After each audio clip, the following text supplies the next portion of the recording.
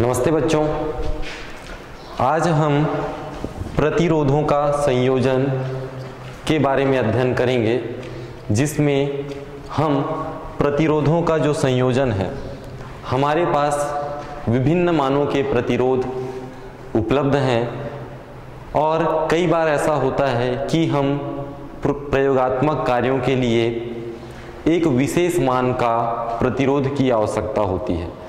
तो वह विशेष मान का जो प्रतिरोध है वह हमें उपलब्ध नहीं है, तो हम इन प्रतिरोधों का संयोजन कर उस मान का प्रतिरोध प्राप्त कर सकते हैं। और हम प्रतिरोधों का संयोजन तीन प्रकार से करते हैं।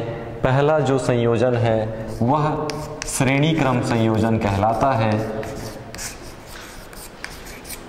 श्रेणी क्रम संयोजन। दूसरा कहलाता है समांतर क्रम संयोजन।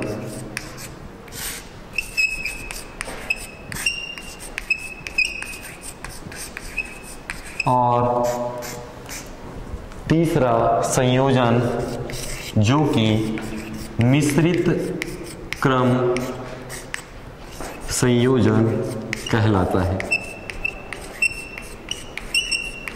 तो हम जो प्रतिरोध हैं उनको तीन प्रकार से संयोजित कर उनके प्रतिरोधों के मान को हम बढ़ा सकते हैं या उन प्रतिरोधों के मान को हम घटा सकते हैं। तो इस प्रकार से हम प्रतिरोधों का जो संयोजन है, पहला श्रेणी क्रम संयोजन का अध्ययन करते हैं।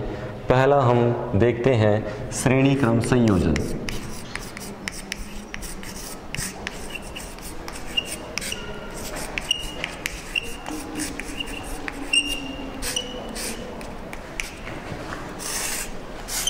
श्रेणी क्रम संयोजन हमको करना है, प्रतिरोध आपको दिया गया है। तो जो प्रतिरोध है उनका हम प्रतीक देखें तो प्रतिरोध का जो प्रतीक है हम इस प्रकार से जिग जैग के रूप में दर्शाते हैं। तो ये हमारा प्रतिरोध कहलाता है, उसका ये प्रतीक चिन्ह है। इस प्रकार से यदि हम लिख दें इस पे R, तो ये क्या कहलाएगा? प्रतिरोध। तो हम प्रतिरोधों का हमको कैसे करना है? श्रेणी क्रम संयोजन। तो प्रतिरोधों को हम किस क्रम में जोड़ेंगे? श्रेणी क्रम में। यदि हम उदाहरण के तौर पे लें तो जैसे आप में से ही तीन लोगों को हम तीन प्रतिरोध लेते हैं। आप में से हम तीन लोगों को यदि खड़े कर दें और आपको यदि हम कहें कि ये पहला जो व्यक्ति है, यह दूसरा व्यक्ति है और यह तीसरा व्यक्ति है। तीन व्यक्ति हैं या तीन बच्चे हैं। उन बच्चों को हम कहें कि आपके जो हाथ हैं, दो दो हाथ हैं, आप एक कतार में लाइन से खड़े हो जाएं और पहला जो व्यक्ति है, पहला जो बच्चा है, उसे हम कहें कि आप अपने दूसरे हाथ को दूसरे जो बच्चा है उसके पहले हाथ से आप जोड़ें और दूसरे बच्चे को यदि कहें कि तीसरे बच्चे के पहले हाथ को आप पकड़ें। तो इस प्रकार से देखते हैं कि तीनों जो बच्चे हैं, पहला बच्चा का जो पहला हाथ है, दायां हाथ, वह एक खुला सिरा यदि हम कहें तो एक सिरा खुला हुआ है और इधर तीसरे बच्चे का दूसरा हाथ जो कि है खुला हुआ है। तो इस प्रकार से एक यदि हम देखें तो तीनों बच्चे एक चैन की तरह, एक चैन जिसको हम श्रेणी कहते हैं, इस प्रकार से एक चैन बन जाती है, एक श्रृंखला बन जाती है। इस श्रृंखला को हम कहते हैं श्रेणी। और श्रेणी क्रम संयोजन यदि आप देखते हैं तो उसमें दो क्या होने चाहिए? खुले सिरे होना चाहिए। तो इस प्रकार से ठीक इसी तरह से हम यदि आपको तीन प्रतिरोध दिया जाए, पहला प्रतिरोध R1 हो, पहला प्रतिरोध का मान यदि R1 हो, दूसरे प्रतिरोध का मान R2 हो, तीसरे प्रतिरोध का मान R3 हो। हम 3 प्रतिरोध लेते हैं, पहले प्रतिरोध का मान R1, दूसरे प्रतिरोध का मान R2 और तीसरे प्रतिरोध का मान R3 है। इसको हम श्रेणी क्रम संयोजन में व्यवस्थित करें तो ये हमारा पहला प्रतिरोध R1, दूसरा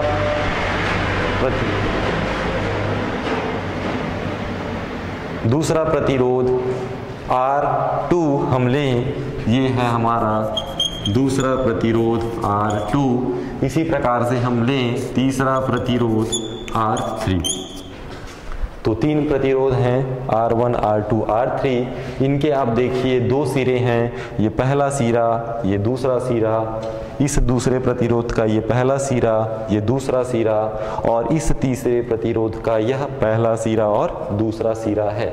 इस प्रकार से प्रतिरोध के 2 सिरे हैं। अब हम इसे कहेंगे कि पहले प्रतिरोध का दूसरा सिरा को दूसरे प्रतिरोध के पहले सिरे से, दूसरे प्रतिरोध के दूसरे सिरे को तीसरे प्रतिरोध के पहले सिरे से यदि जोड़ दिया जाए, तो यदि आप जोड़ेंगे तो इस प्रकार से आपस में जोड़े तो पहले प्रतिरोध का पहला सिरा और तीसरे प्रतिरोध का जो दूसरा सिरा है, इनके मध्य हम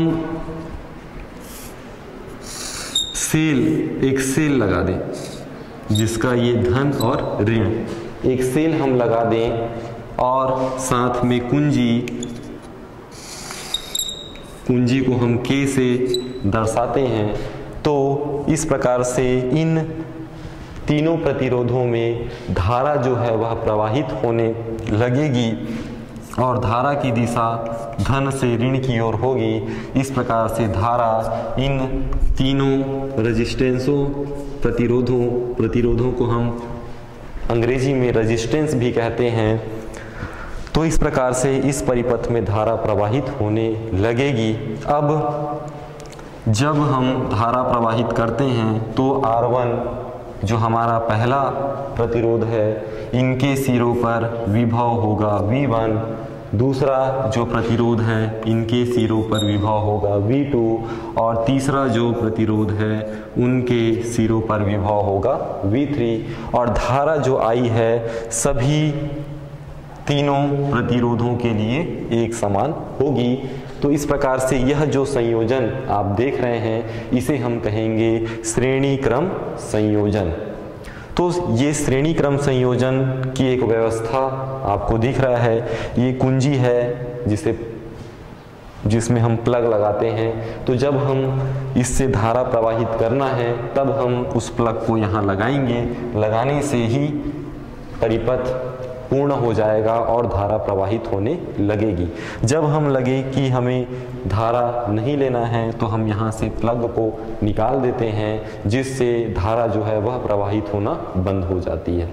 तो इस प्रकार से हम कहें कि पहला जो प्रतिरोध है उसका मान R1 है, विभव है V1 और बहने वाली धारा I। दूसरे जो प्रतिरोध पे देखें तो R2 है, मान विभव है V2, बहने वाली धारा है I। तीसरे प्रतिरोध पे देखें तो प्रतिरोध है R3, विभव है V3 और बहने वाली धारा है I। तो इस प्रकार से तीनों प्रतिरोध के विभव और बहने वाली धारा को हमने यहाँ पे लिखा। अब हम श्रेणी क्रम संयोजन के लिए व्यंजक निकालते हैं कि यदि हम 3 प्रतिरोधों को श्रेणी क्रम में जोड़ें तो जो तुल्य प्रतिरोध होगा, जो पूर्ण प्रतिरोध होगा, उसका मान कितना होगा। तो इसके लिए हम व्यंजक निकालते हैं। तो आप जानते हैं कि ओम के नियम से, आपने ओम का नियम पढ़ा हुआ है और ओम के नियम से आप जानते हैं कि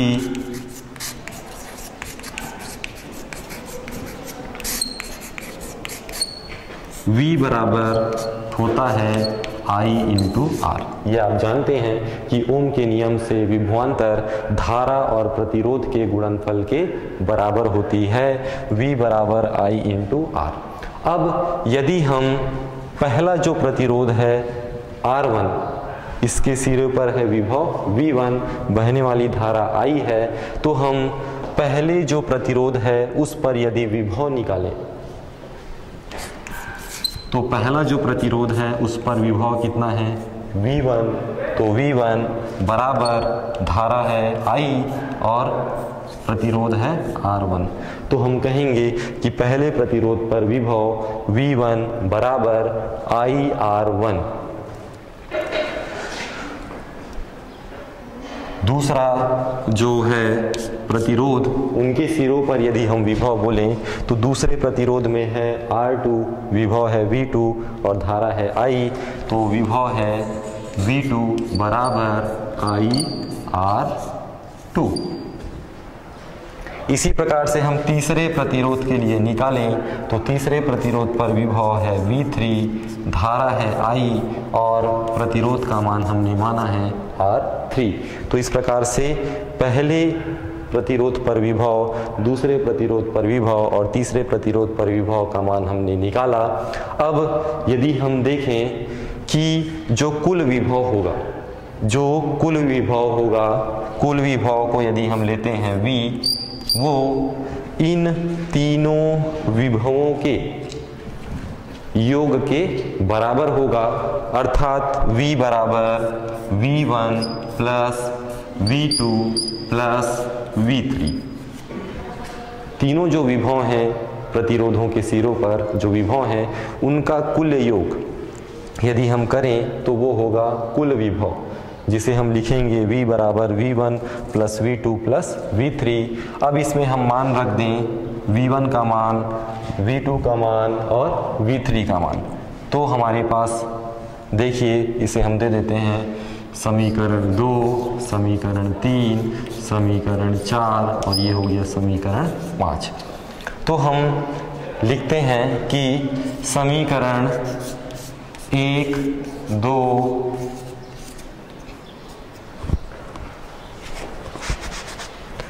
3, 4 का मान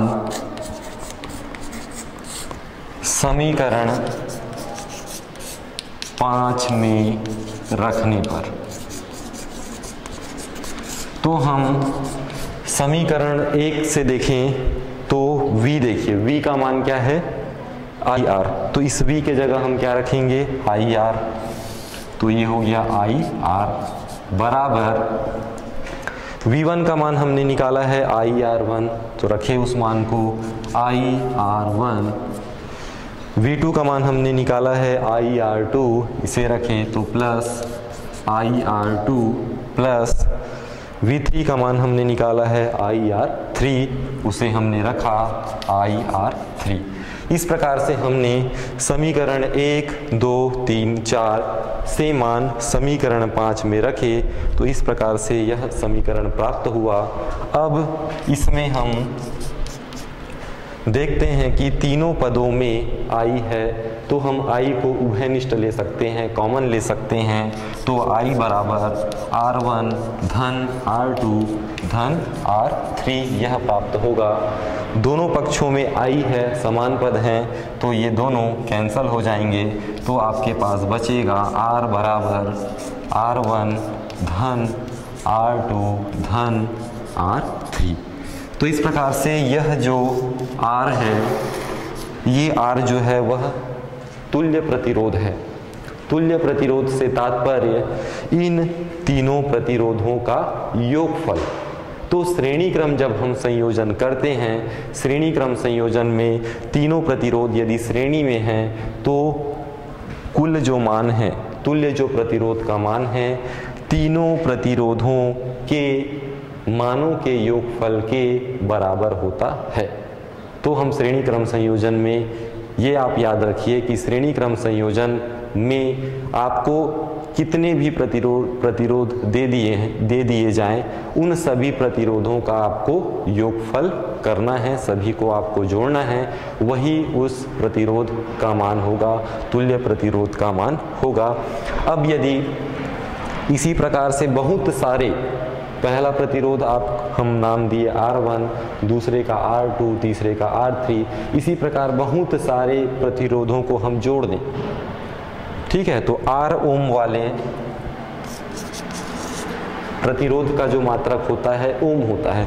तो R ओम वाले बहुत सारे आप प्रतिरोधों को श्रेणी क्रम में जोड़ दें तो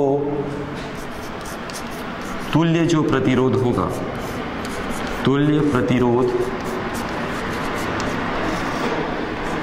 जो होगा, ठीक है, हमने R ओम वाले बहुत सारे प्रतिरोधों को जोड़ा है।